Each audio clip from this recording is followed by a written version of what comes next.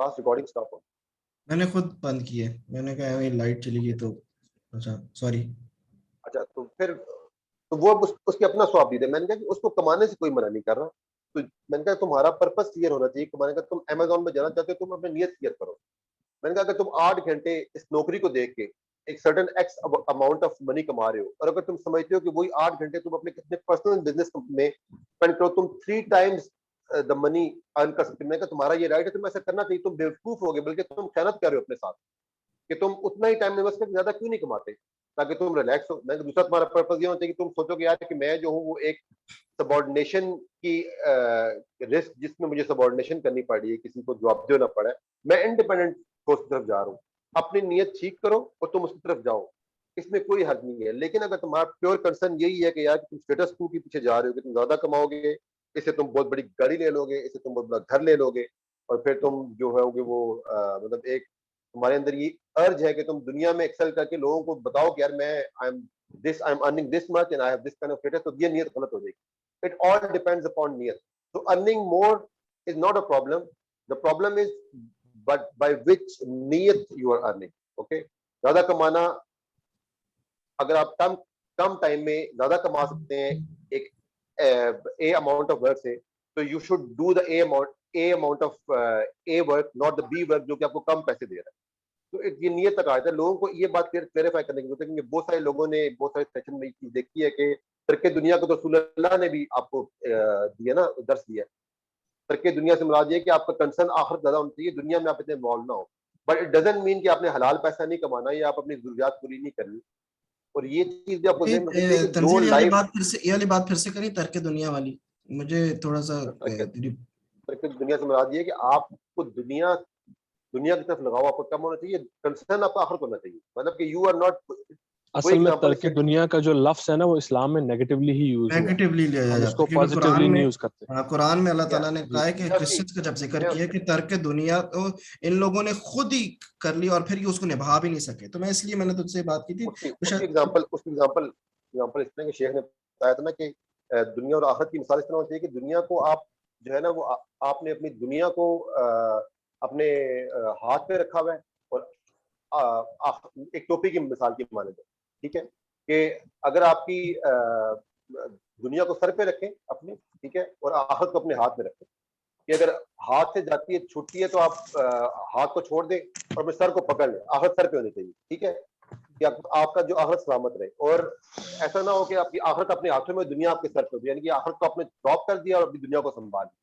تو یہ سمپل بڑی آسان سی ایگزامپل ہے, اس کو آپ سمجھ لیں اور اس کے مطابق اپنی زندگی بسر کریں. پر زیادہ مطلب یہ چیز کلیئر کرنے کی ضرورت ہے کہ کمانے کی جو ہم نے چوری, یہ جو ہم اصل میں ایک اور کانسیپٹ یہاں پر نا درست کرنے کی ضرورت ہے, وہ یہ ہے, آپ نے جو بھی تھوڑی دیر پہلے مثال دی, اپنے کولیگ کی مثال بھی دی, اور جو کمانے سے ریلیٹڈ بات کی آپ نے یہ کہا کہ آپ کما کس لیے رہے, رائٹ؟ میں بھی کہنے والا, یہ دونوں چیزیں کہ نہ صرف کما کس لیے رہے بلکہ وہ لگا کہاں رہے. ٹھیک ہے, آپ اگر کم کماتے ہیں, آپ صرف 8 گھنٹے ہی کماتے ہیں, اور آپ اپنے آپ کو یہ سوچتے ہیں کہ یار میں 8 گھنٹے میں اچھا خاصا کما رہا ہوں, اب باقی کے 10 گھنٹے یا 16 گھنٹے میں نہیں کماتا, جبکہ آپ چاہیں تو کما سکتے ہیں. کیوں؟ کیونکہ میں آخرت کو کنسرن بنانا چاہتا ہوں.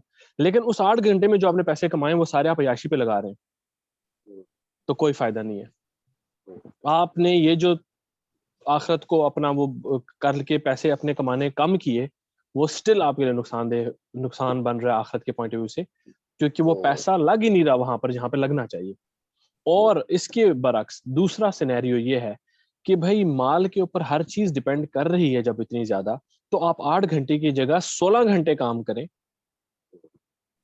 اور اس میں سے 3 گھنٹے میں جو آپ کما رہے ہیں اس سے اگر آپ کا پیٹ بھر رہا ہے, آپ کی فیملی کا پیٹ بھر رہا ہے, تو باقی کے جو آپ کے جو ہے نا 13 گھنٹے وہ دین کے لیے, آپ وہ دین کے لیے کمائیں گے, آپ سپورٹ کریں گے دین کو پھیلانے والے گروپس کو, آپ سپورٹ کریں گے چیریٹی کو, آپ سپورٹ کریں گے ایدھی کو, آپ ہیومینیٹیرین گروپس کو سپورٹ کریں, آپ اپنا ہیومینیٹیرین گروپ لانچ کریں, جو مرضی کریں, اپنے گلی محلوں میں لوگوں کو کریں.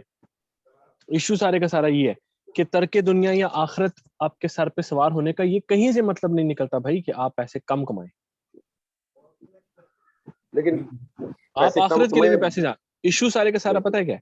اسلام جو ہے نا وہ ہر دین جو ہے نا وہ دیکھتا ہے کہ انسان کا اسکل لیول کس چیز میں، جس چیز میں وہ اسکل ہے اس کو اسی میں اپریسیشن ہے. عبد الرحمن بن عوف رضی اللہ عنہ کے اندر اسکل تھا، بزنس اسکل، اللہ کے رسول نے ان کو وہی دعا دی. ان کو یہ دعا نہیں دی کہ تو خالد بن ولید سے زیادہ اچھا تلوار باز بن جائے، ٹھیک ہے. ان کو بزنس میں برکت کی ہی دعا دی ہے، because he saw that he has that skill. ان کو اسی چیز کی دعا ملی ہے.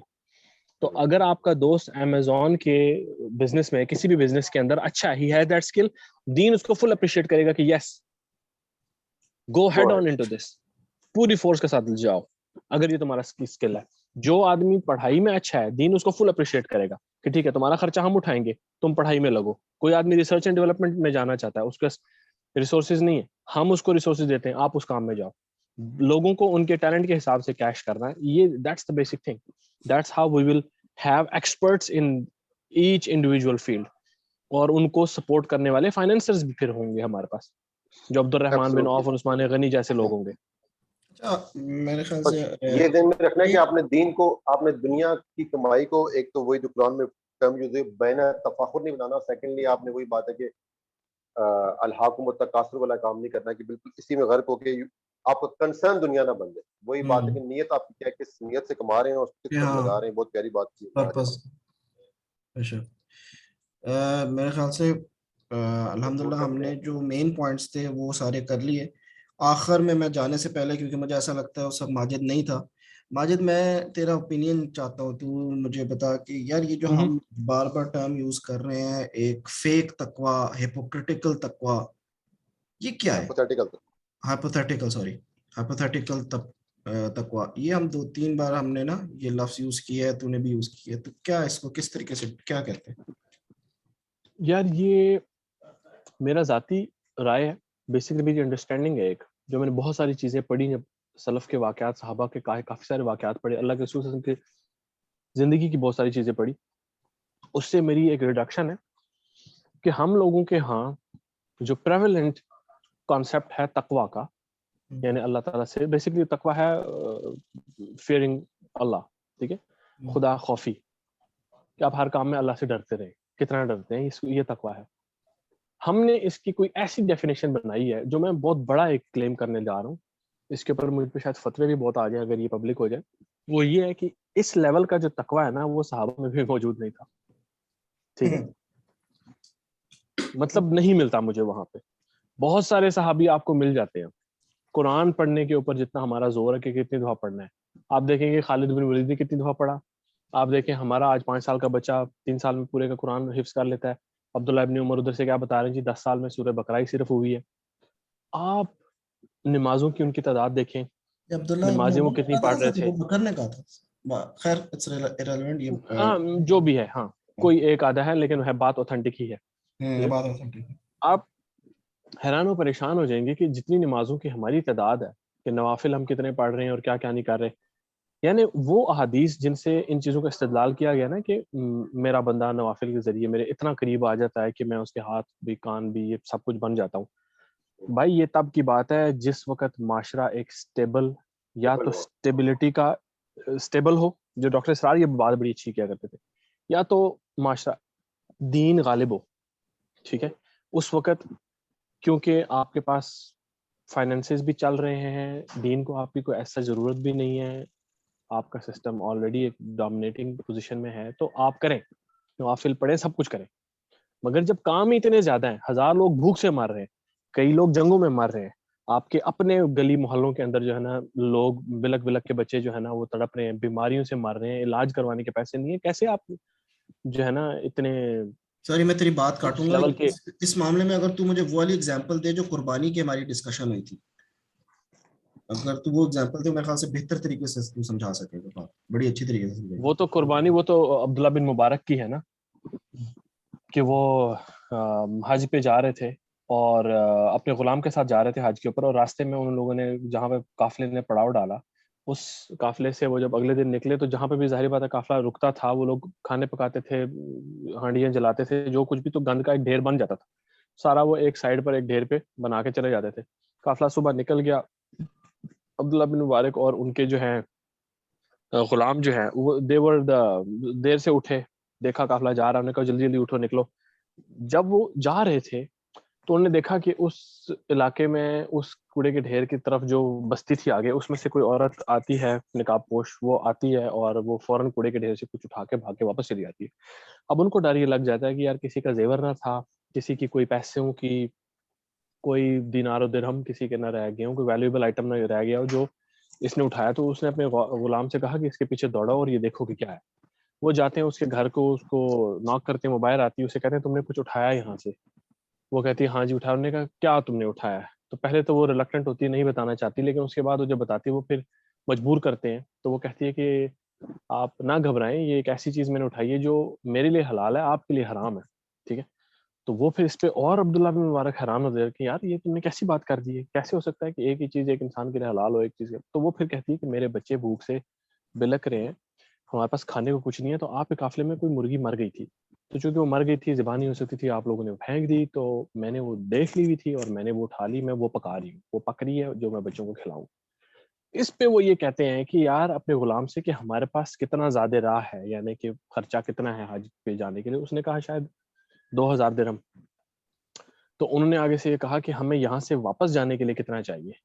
تو انہوں نے کہا کہ 200 درہم. تو انہوں نے کہا کہ 1800 جو درہم ہے وہ اس کو دے دو. یہ نمبرز آگے پیچھے ہو سکتے ہیں اصل واقعے سے, کیونکہ مجھے یاد نہیں ہے, بہت پہلے پڑھا تھا. تو وہ کہتے ہیں 1800 درہم اس کو دے دو, 200 درہم اپنی جیب میں رکھو تاکہ ہم واپس گھر پہنچ سکتے ہیں. اللہ کی قسم اگر امت کے یہ حالات ہے تو ہمارا حج کیسے قبول ہوگا؟ ٹھیک ہے, یعنی یہ ہے تقویٰ. آپ کا تقویٰ ہر سال آپ کو لاکھوں روپیہ لگوا رہا ہے حج پہ حج, الحاج بنتے جا رہے ہیں, الحاج. میری انڈرسٹینڈنگ جو کہتی ہے نا, بہت بڑا کلیم کرنے جا رہا ہوں, وہ یہ کہتے ہیں کہ میں یہ کہتا ہوں یہ جو لوگ 10 حج کر رہے ہیں نا, ان کا ایک بھی قبول نہیں ہو رہا. نہ صرف شاید جیسے اللہ تعالیٰ گناہوں کو توبہ کے بعد نیکیوں سے بدلنے والے ہیں نا آخرت میں, اور ریوارڈ بھی دیں گے کئی گنہگاروں کی, ایسے نیکوکاروں کی نیکیاں بدیوں کے اندر بدل جائیں. بہت بڑے بڑے نیکیوں جیسے پہاڑ لے کر آ رہے ہوں گے. ایک حدیث تو ہمیں مل جاتی ہے نا یہ کہ بھائی چونکہ تم نے دکھانے کے لیے کیا تھا تو وہ اس وجہ سے تمہاری نیکیاں ہیں. لیکن میں سمجھتا ہوں یہ, کیونکہ یہ محدثین کے ہاں یہ اصول پایا جاتا ہے کہ ہر ایک چیز جس کا اصول بتا دیا گیا ہو تو اس کی ضد اس کا اپوزٹ اصول بیان کرتی ہے.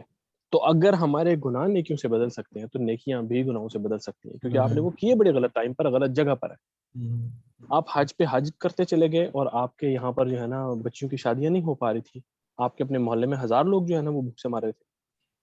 فرض ایک ہی حج ہے بھائی, وہ ہم نے کر لیا. اسی طرح تو نے قربانی کی بھی ہماری یاد ہے ڈسکشن ہو رہی تھی کہ ہم لوگ اب کیا کرتے ہیں کہ ایک ہی گھر میں اگر 2 بھائی ہیں 3 بھائی ہیں تو ہم لوگ 6 بکرے اور پتہ نہیں ایک بیل پورا کا پورا ڈیفریزرز میں تون دیتے ہیں.